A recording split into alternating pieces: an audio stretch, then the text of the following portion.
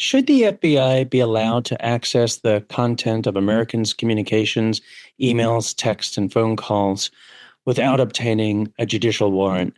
That's a key question that's facing Congress right now with a looming deadline of April 30th to make a decision. And what's the decision is all about is a major surveillance authority, the ability of the U.S. intelligence community to spy on foreigners abroad who pose a significant national security threat to the United States, but it also creates a database of communications in which currently the FBI is able to dip in and search for Americans' emails, texts, and phone calls without a judicial warrant. And that's what Congress is facing, this kind of a question as to whether or not to reauthorize this spying tool, and if so, whether or not to place constraints on the FBI to kind of go to court and get a warrant if it wants to access Americans' communications. I had a wide-ranging conversation with Andrew Weissmann, who served in many capacities in the Department of Justice, including the FBI's general counsel. As we record this conversation, Congress faces a trilemma or three-pronged fork in the road. And the fork in the road, the way I describe it is, one, Congress has the choice of reauthorizing a major national security surveillance authority as it has always existed or has existed over the last years, clean reauthorization.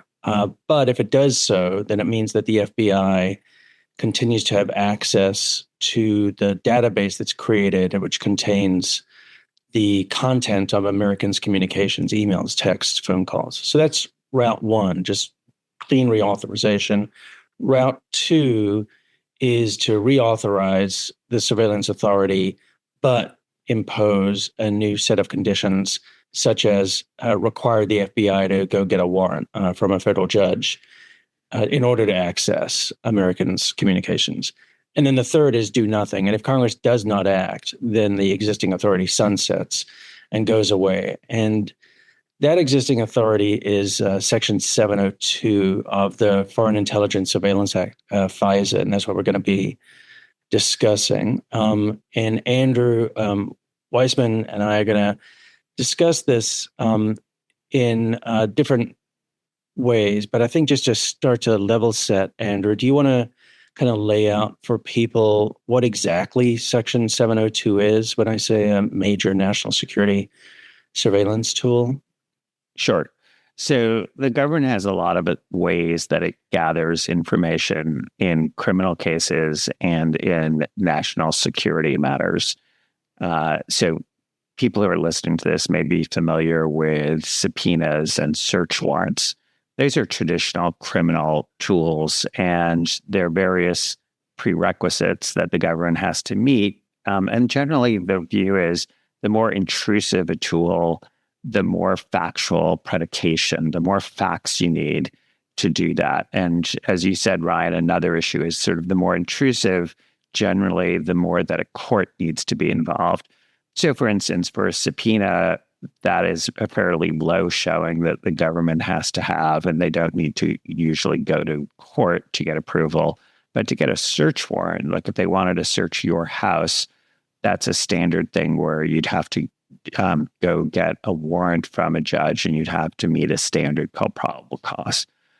Now, there's something else, which is people who are listening to this may have heard of the term a wiretap or a bug or an electronic interception. And that's like if somebody wants to tap your phone, there are a lot of requirements. You need a warrant, you have to have probable cause, and you have to make lots and lots of showings to get that interception. It's only up for a certain period of time, and then it goes down automatically unless you can make new showings to a court, because it's considered so intrusive to be able to get that kind of information. These days, a similar thing happens when you want to get emails, because the courts have realized that emails can be very similar to listening in on an oral conversation. And so that's sort of on the traditional criminal side. On the national security side, there are electronic interceptions that are very similar to what happens on the criminal side. You have to go to court, and it's under something called FISA. which is a national security tool where it allows you for foreign intelligence purposes, think spies and trying to catch spies, or think about terrorist groups and trying to prevent terrorist attacks and track them down, so that you can get an electronic interception under FISA. And then there's the thing that we're here talking about, which is a separate codification statutory authority that Congress has created in something called Section 702.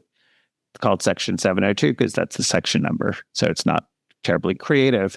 And Section 702 is a little complicated. So bear with me. Section 702 allows the United States to get certain types of information without getting an individualized judicial warrant. So and under Section 702, the government is getting gobs of information, lots of public information about the volume of information. It in many ways dwarfs all the other things I just talked about, and certainly sort of traditional FISA warrants, individual warrants. And so the government's allowed to get this tons and tons of information about foreign intelligence, but here's like the critical thing. The targeting of like who's actually being intercepted, who you're trying to target in that, has to be a person who is a non-US person. So for this discussion, just think of like a non-citizen. It's actually, that's not quite a citizen, and US person is not quite the same thing, but somebody who is a foreigner, but even more than that, it has to be a foreigner who is geographically overseas, so that you can use 702 to get information that is foreign intelligence information from a foreigner who is overseas geographically. And the reason for that, the reason that there's that special category, is because the Supreme Court of the United States has said that the constitutional prohibitions of the Fourth Amendment, which governs search and seizure here in the United States, does not apply to foreigners geographically overseas. I'm giving sort of big, broad brush statements of the law. And so if you're targeting getting that kind of information, the statute is saying you can do that, but the court has to see that that's what your program is, that's what you're trying to do. And they authorize that program of, the government wants to intercept X for the next year, but we're going to be targeting these foreigners overseas. And the court says, yes, you can do that. And then it has to get reauthorized every year. And obviously the time period can change and the court has some oversight. But there is no individualized warrant. Why? Because the Supreme Court has said if you're targeting people who are foreigners overseas, the Fourth Amendment restriction that protects everyone in this country, citizens, non-citizens, everyone in this country, just pointedly, everyone in this country. So to the extent that you're hearing people say, oh, non-citizens are not protected if they're in this country, that's not where the law is now. Everybody in this country is protected by the Fourth Amendment. And so there you would have all these heightened restrictions, and you need warrants, and you need all these other things that I've talked about. But 702 allows this huge, it's not quite exception, but it's this huge area where the government does not have to have that sort of factual predication. Can I just put it in big, bold terms here? It means that the government doesn't have to say that they have some real reason to be going after person A versus person B, because there's no factual predication that is required, so long as the targeting is of somebody who is not a U.S. person and they are overseas. Right. And related to foreign intelligence Oh, information. Yeah. of course, it has to be this. The whole idea of why it's a national Yeah. security tool is whether it's traditional FISA, meaning the warrant-based things that happen in the United States, or whether it's happening overseas. It has to be foreign intelligence. That's the So the purpose. right. So the big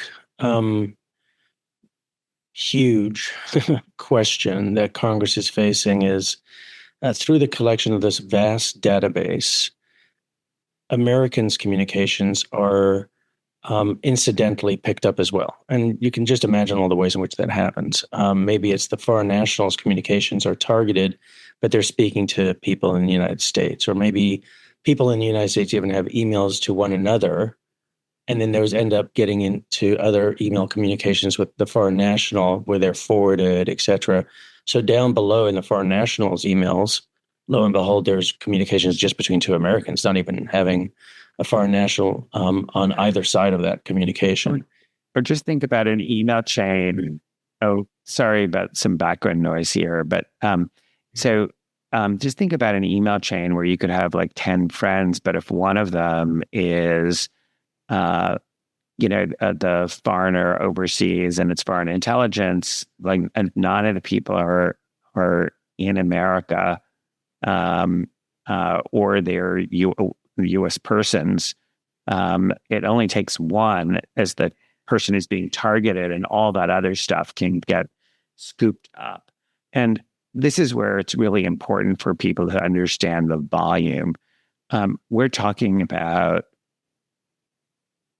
sort of tens and tens of millions of communications, huge scooping up, like hoovering, vacuuming up of massive amounts of foreign intelligence data targeting this group that's not protected by the Fourth Amendment. So vast array. And the way I like to think about it is the fit is just not the same as what we're sort of traditionally used to. And this is what I mean by that. It's always the case. Let's say we're just taking a domestic search warrant. It's always the case that if I get I get a warrant here for your home, Ryan, I may find and have to look through lots of information that is about people who are not being targeted. Like I might have information there, your family.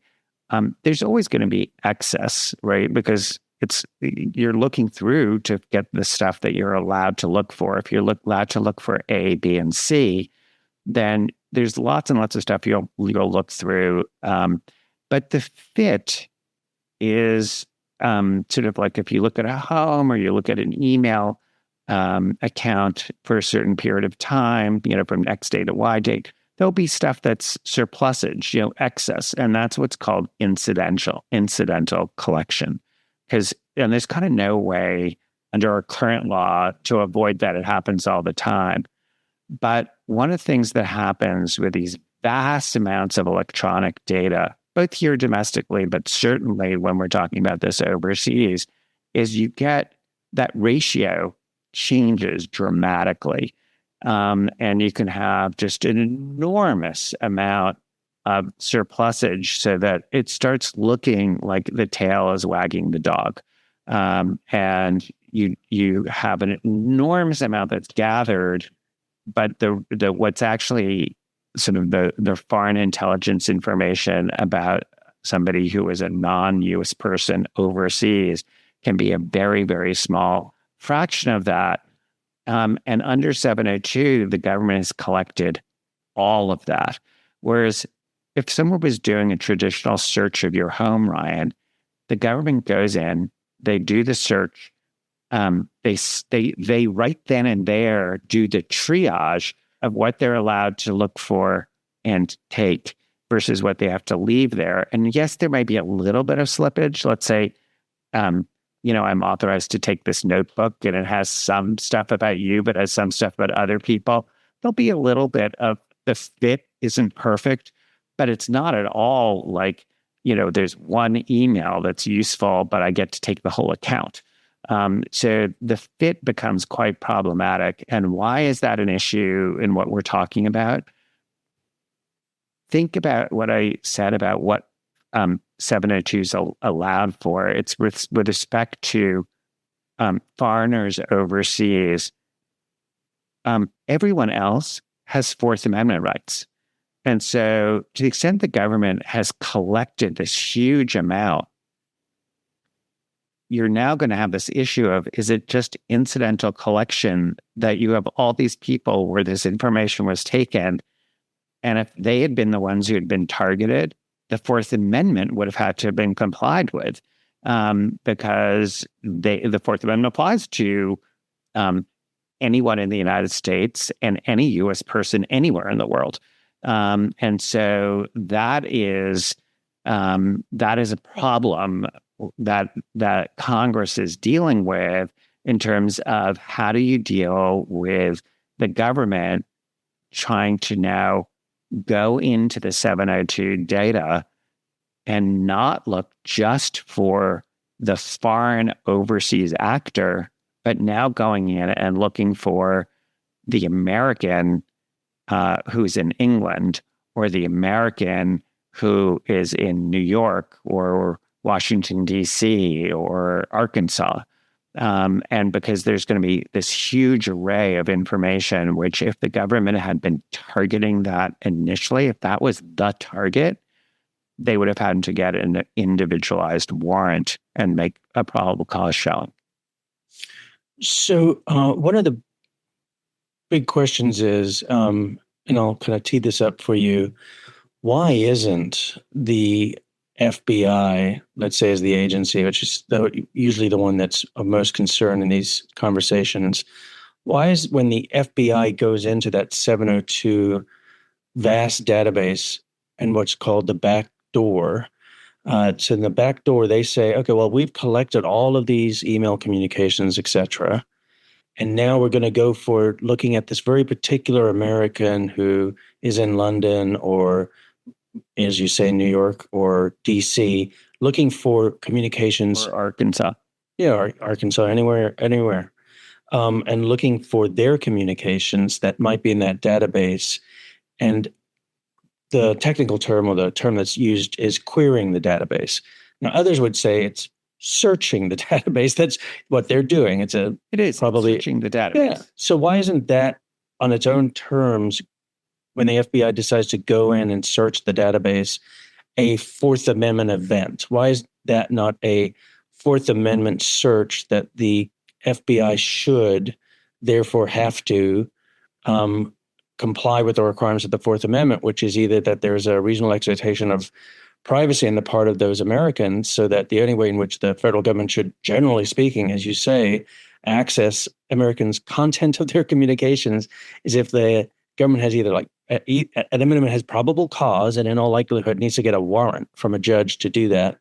Why isn't that, in fact, the way in which we should properly look at the constitutional question that Congress can now back up with codifying that? So actually putting in place the requirement to get a warrant. So that is one complicated and compound question.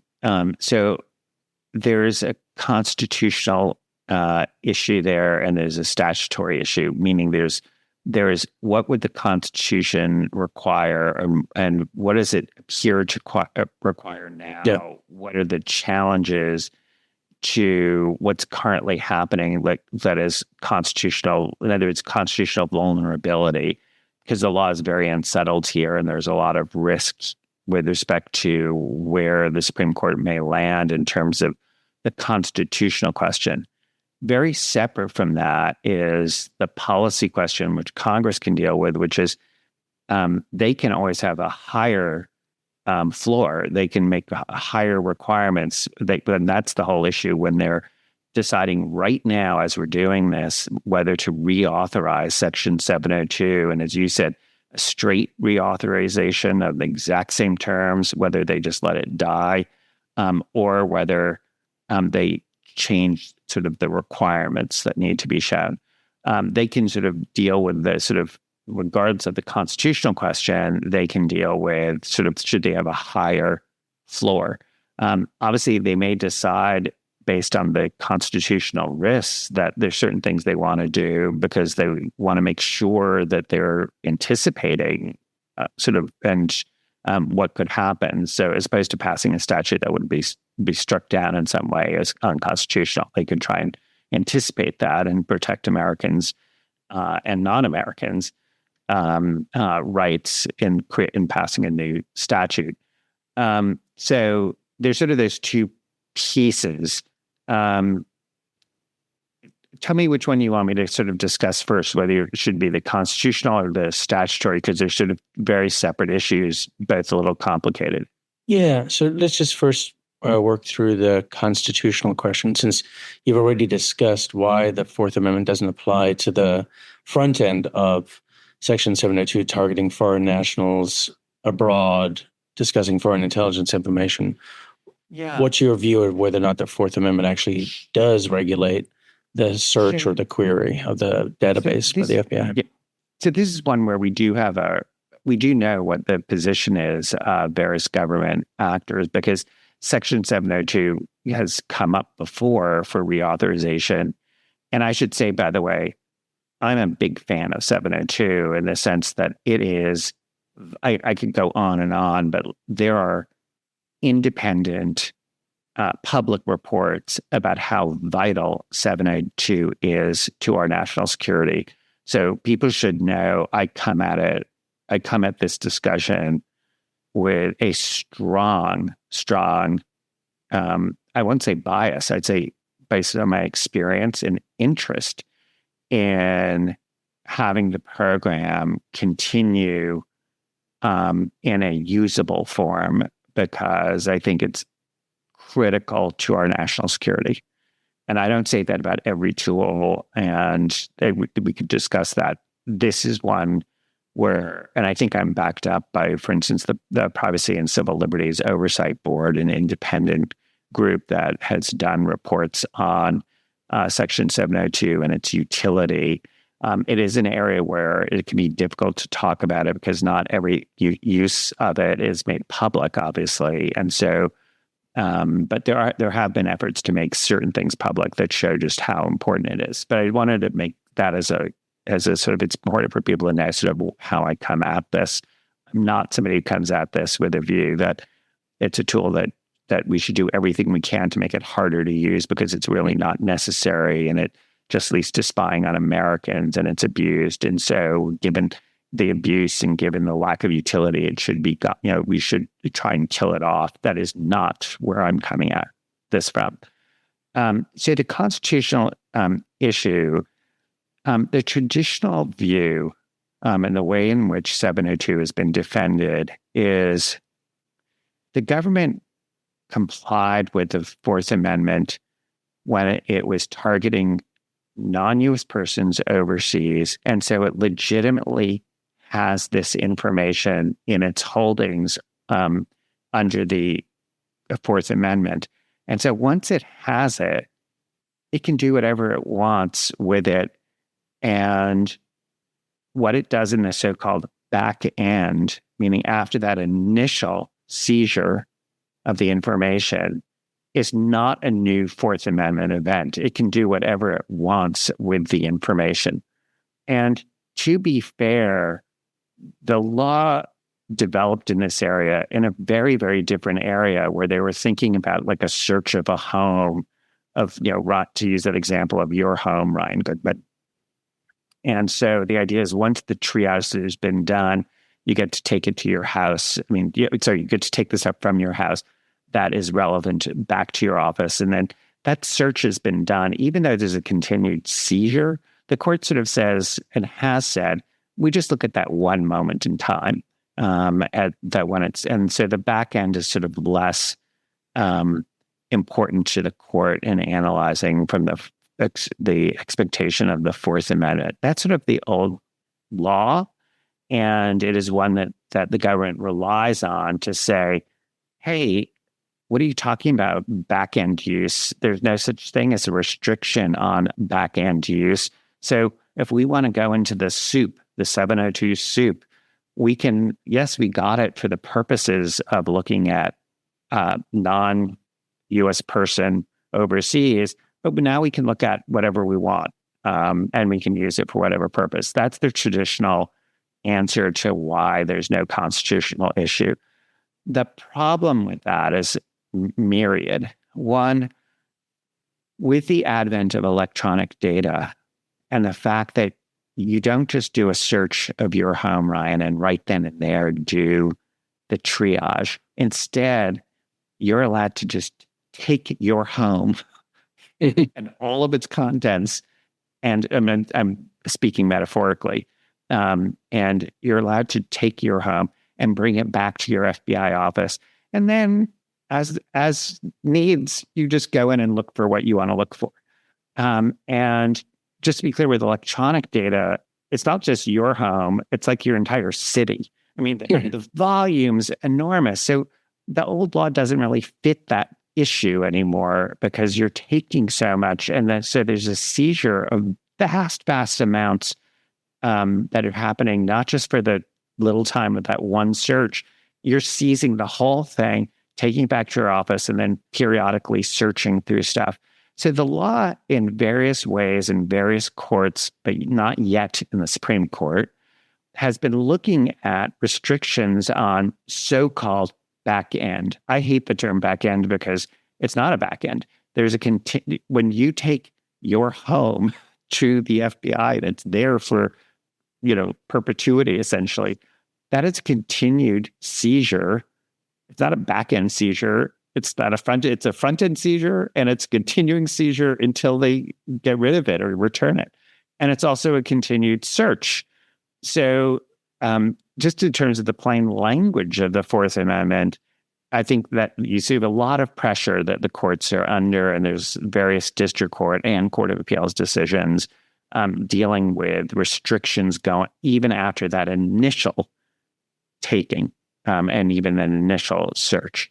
And the second is, and you know this because I teach criminal procedure at NYU, which is the idea that that even under the old law, once you have something in your possession, you can do anything you want with it, is not the law. I mean, this is one where it drives me crazy, and I say that I teach the same thing to my students day in and day out.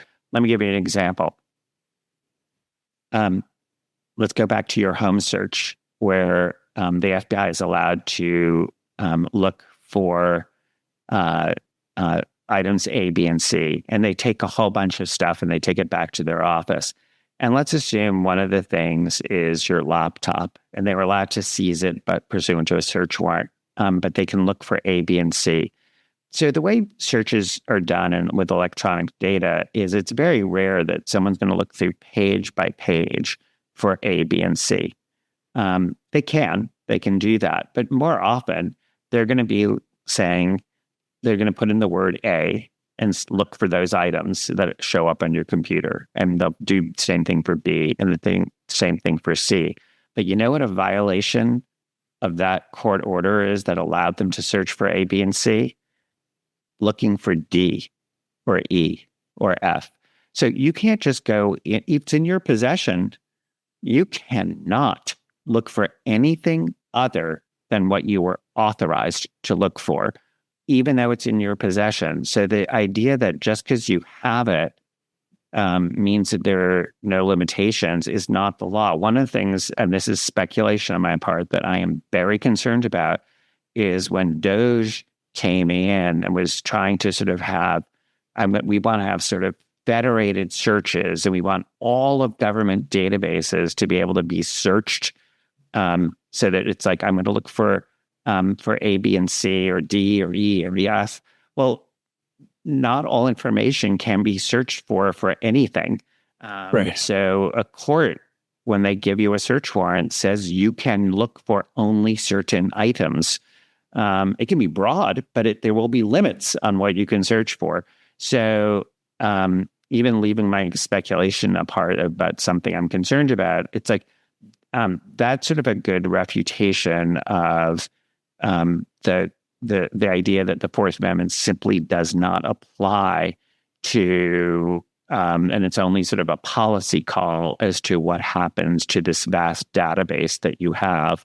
And so this, to me, is an area where, as I said, we don't have a Supreme Court decision on it, but it's fraught with issues. I should point out the Supreme Court, I know lots of people think they'll never be ruling sort of on a privacy basis here, but there's three very, very important Supreme Court decisions that are, it's the Jones case, the Carpenter case, and the Riley case, where the court has very much restricted what the government can do in the face of electronic data and this problem of sort of vast amounts of data being able to be ingested automatically by the government and their sort of use of that. So this is one where this is what I teach my students, which is like, we don't know where the court's going to go on this, but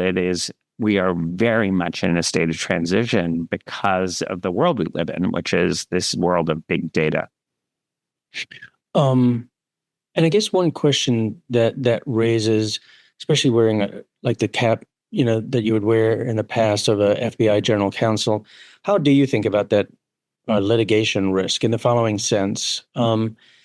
Because the courts might very well go in the direction of seeing it the way that you just described it, that this is actually a Fourth Amendment event and it needs to be regulated by the Fourth Amendment.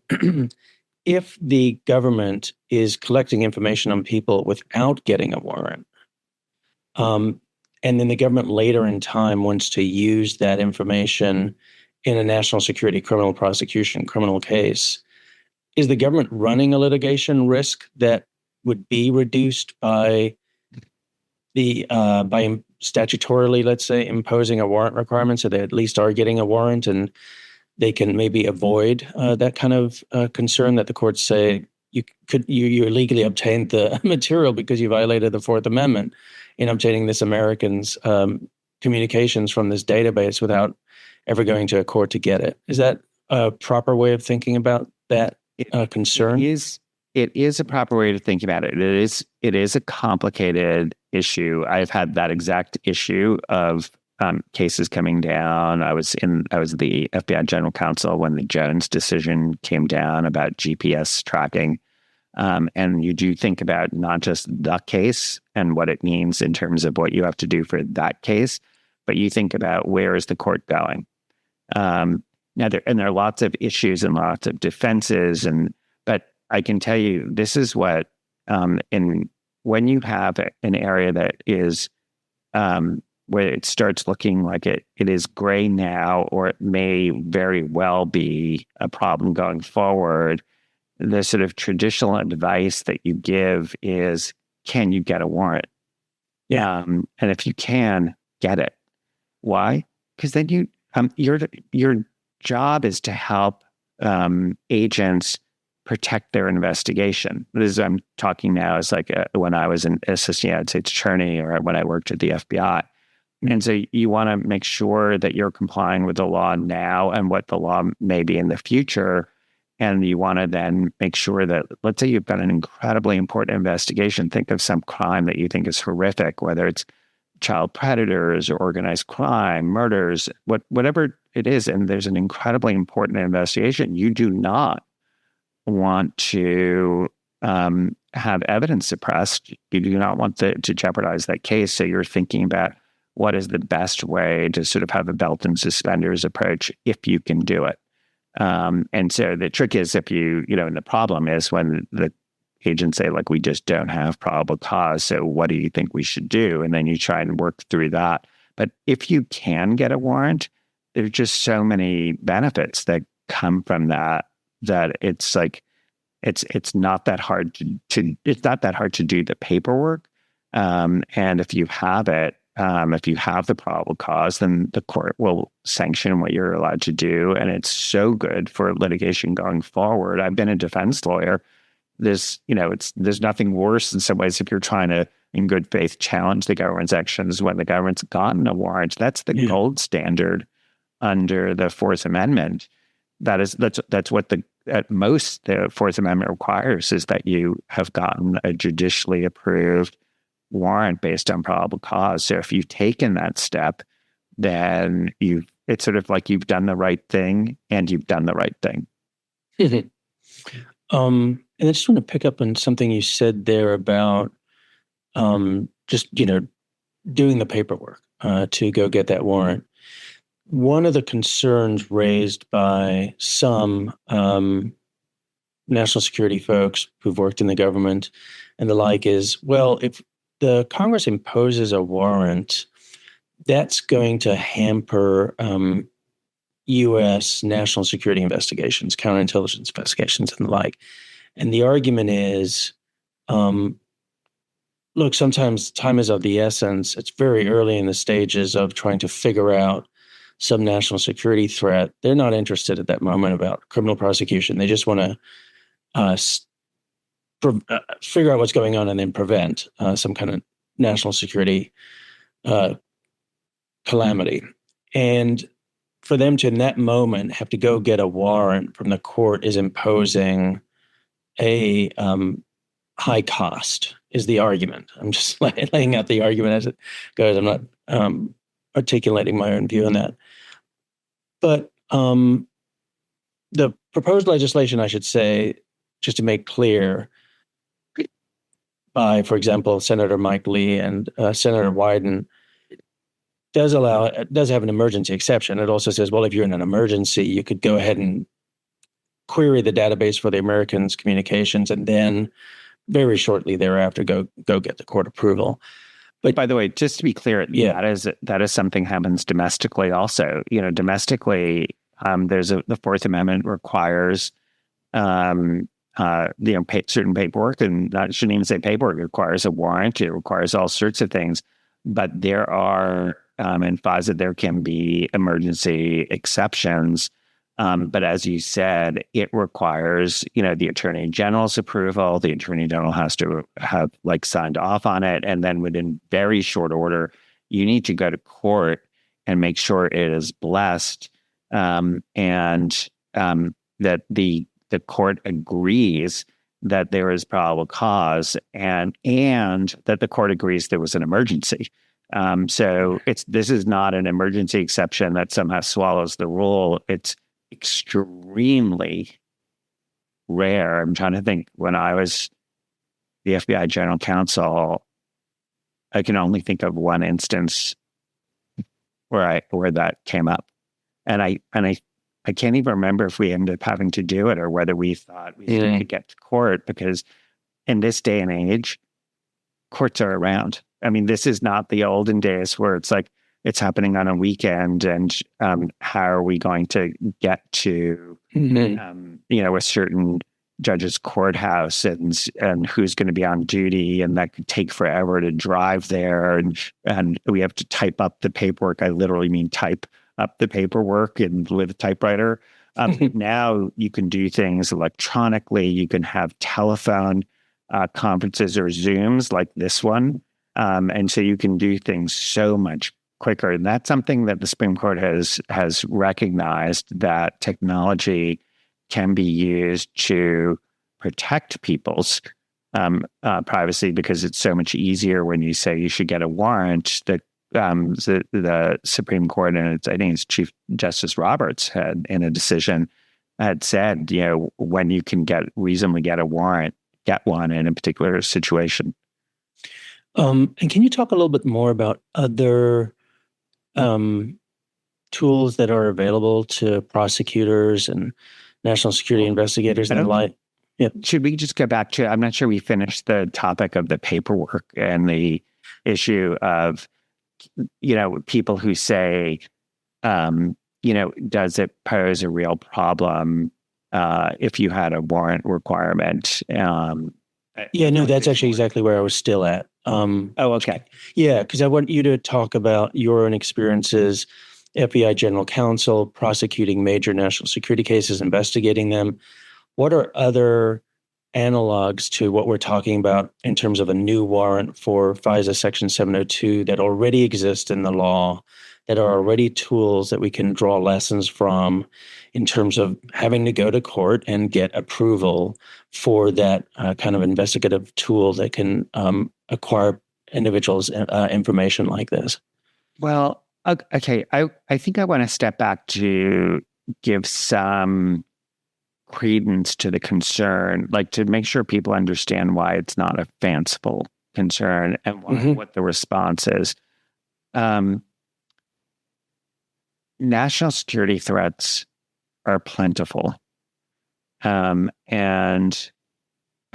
there's so many things that the FBI, when it's functioning well. Again, I don't have any experience at the FBI since for a very, very long time. I left in 2013, but there are just many, many threat streams, and there's a lot for the FBI to cover and other parts of the intelligence community to make sure that we are safe.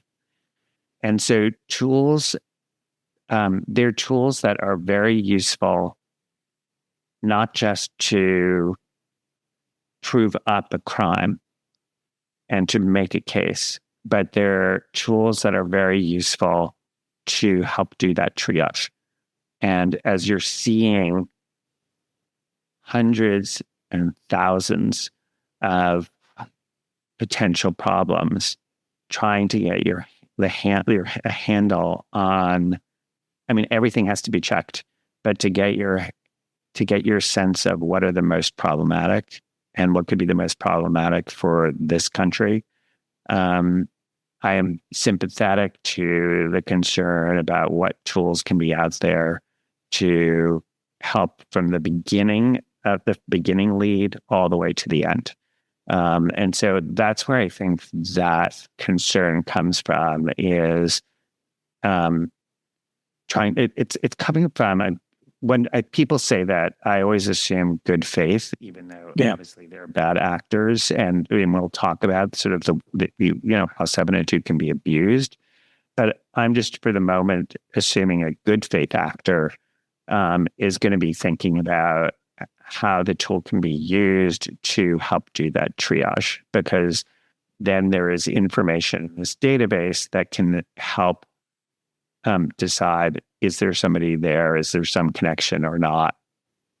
And one of the things that, because we're not talking about just taking 702 and getting rid of it, at least I'm not, because I don't think that's the right solution. The issue of, let's just take one example. You have a huge pool of 702 data. You obviously can look at it for the foreigner overseas, but now you want to look at it for someone in the United States, or for a United States person anywhere in the world. One option is that you can first question the database as to whether that even exists. In other words, you don't look at the content. You don't look at, like, what did Ryan Goodman say to Andrew Weissmann? You just want to know, did Ryan Goodman even have an email with Andrew Weissmann, so that you just are going to, you don't waste your time with like getting a warrant and doing all this stuff. It turns out Ryan Goodman didn't even talk to him. So if you can do the initial query which just tells you, does it even exist there? That, to me, that both helps the FBI, because it's like, okay, well, don't do any more work because there isn't anything there. And it says, if you're going to do the work, it's because, in fact, there is some conversation. And so now you want the content. And so that helps already do some triage. If you have a foreigner overseas, and let's say that there really is some national security issue, that the person is in part of some terrorist cell, and you're concerned about something imminent. Again, this is going to be a fraction, but you know what? This is what you worry about if you are in the national security world. You want to be what's called left of boom, meaning you want to be preventing this happen, any terrorist attack, before it happens. You want to be left of the boom, and it will be easier to say, okay, did this person speak to anyone in the United States during X time period? And then within that segment, if let's say you come up with 3 communications, but you don't know the content yet, then you could go to the court and get a warrant. Now, there's an emergency exception. So if there was something we really, really thought a bomb was going to go off, or something really horrible was happening, you can deal with it. But to me, the issue then is just, do you have the resources? Like, it's more a resource issue than anything. Like, do you have the agents to do it? Do you have the lawyers to do it? Do you have the judges to do it? And that's where one of the proposals that I think is very rational and reasonable and manageable is it is not always the case that every time the government goes to a court to get a tool, to be able to use a tool, that they have to get a full-blown search warrant based on probable cause. There are certain types of subpoenas where the government has to show some factual predication, but not probable cause. They have to show sort of a reasonable basis to believe this is relevant to an investigation. Another showing is even lower than that. They have to just show that something is relevant to an investigation, but there's less factual predication. But in either of those, including the sort of higher one, where you have to give this some facts to support why this is relevant, those are very short applications. They're not, 10, 20, 30, 40, 50 pages. They can be 5 pages, where the court is you have to see that it's a real investigation, that there's a real concern, and that what you're asking for relates to what that real investigation is. What does that do? One, it stops the sort of the person who might be doing this for an abusive reason. And by the way, I think this would be fair to have. I'm not talking about this in terms of like Republican and Democrat. It's like I have the same concern about government action regardless of party. You can have abuse. Abuse is not limited to a particular political party. And you can also just have bad judgment. You can have the executive being overzealous and for good reasons, like they're trying to stop crime, but they can be they're not thinking about this in the most impartial way, or their theory of why this is relevant or why these facts support it. And one's what you want to judge to have to have some oversight to say this is or is not appropriate. And that's one where that seems much, much more doable if you have that, a lower threshold than probable cause, and it is much faster. Right. And one of those provisions is 2307D of the U.S. Code. And in the Mueller investigation, the final report lists using it hundreds of times over the short period of the Mueller investigation, just as an example, I think, right? So we were up for our investigation was about 20 months. I think the period where we were sort of active was, obviously was shorter than that, because the last couple of months we're just writing a report. So it roughly about 18 months, and publicly disclosed in our report is the number of search warrants, the number of 2703D orders, which are these orders for electronic communications, where it's the one which requires a sort of an additional factual predication, not the lowest one. And the number there was 230 during that approximately 18-month period. And just remember, we had one judge. That was the chief judge, who was remarkable, by the way, Chief Judge Beryl Howell, then Chief Judge Beryl Howell. But that's just one judge who was handling that. And just remember, she was sitting as a normal Article 3 judge. She also oversaw the entire Mueller investigation in terms of the grand jury work. So she, as it was publicly reported, oversaw over 500 full-blown search warrants. So meaning it's not like, oh, we had a full-time judge just doing the 230 2703D orders. This was in addition to all of her regular work. There's a part of her regular work, but it suggests that there is capacity there. And obviously Congress, if they thought this was really important and they didn't think that the FISA court had enough staff for this, that's within their control to add to that. And the Chief Justice, can make sure that the court is adequately staffed. So let's end by discussing the issue that you flagged earlier, which is compliance. And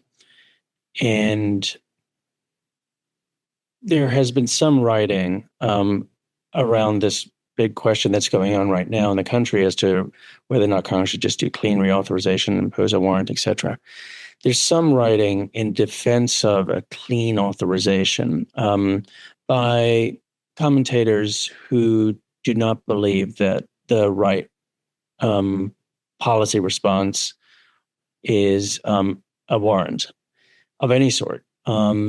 And their argument, I think, oftentimes rests on the prior track record, in which let's just stipulate, which is a big if at what I'm about to stipulate. But if we stipulate that they are correct in the sense of most recent reporting by the Department of Justice's Inspector General and the staff report by the Privacy, Civil Liberties, and Oversight Board, PCLOB, would suggest that there is actually compliance right now with the statute in terms of when the FBI goes into the database, the FBI is abiding by statutory and internal regulatory requirements that they access that information only when they believe that when they have a reasonable likelihood that it will return foreign intelligence information on the searches that they're conducting of Americans' communications.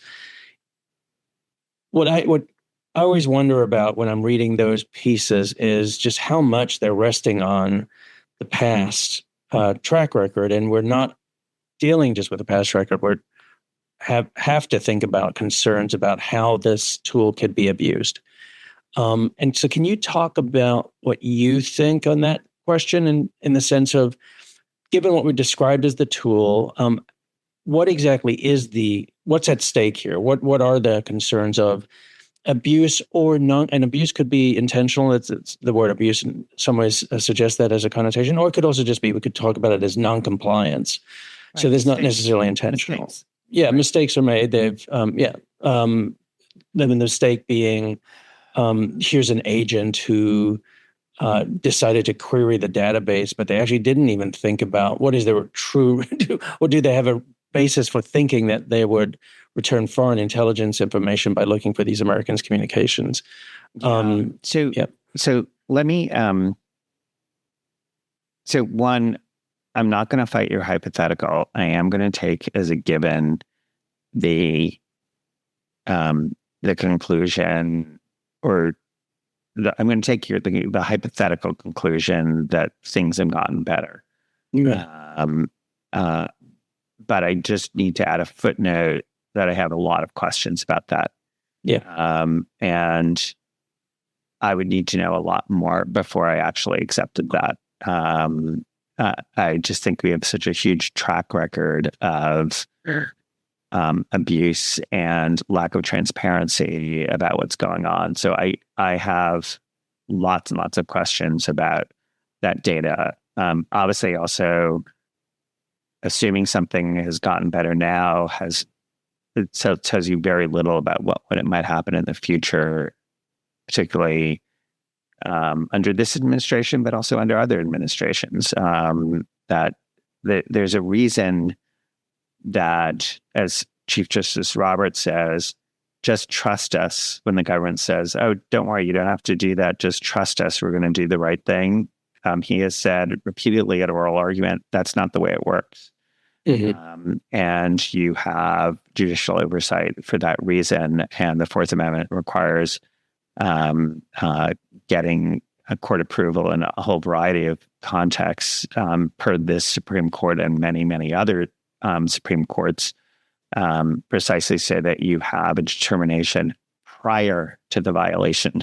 Not, in other words, you don't have a violation and then they go, okay, now let's figure out what the remedy is. That's the whole point of having a court approve something in advance, is that the Supreme Court has made it absolutely clear, I completely agree with them, that the point of the Fourth Amendment is to prevent the violation. It's not to redress the violation after the fact. One of the things we haven't talked about, which really goes to abuse and is, I think, a huge concern under any administration. I really want to stress this. It's not contingent on my reaction to my lack of respect for the way in which I see law enforcement happening now. It really grows out of just my decades of experience as a criminal prosecutor and some experience in the intelligence community, is something that the statute on its face says it's prohibiting, but would be very difficult to monitor. And that is something called reverse targeting, or sort of pretextual targeting. So remember when we started out, I said, so if they want to use 702 and the person is overseas and they're not a U.S. person, that's allowed. But let's assume that they really want to know about you, Ryan, and you're a U.S. person and you're not overseas, you're here. Well, if they wanted to focus on you, again, assuming foreign intelligence, if they wanted to focus on you, and that was the target, they need to get a warrant. They need to go to court. They need probable cause.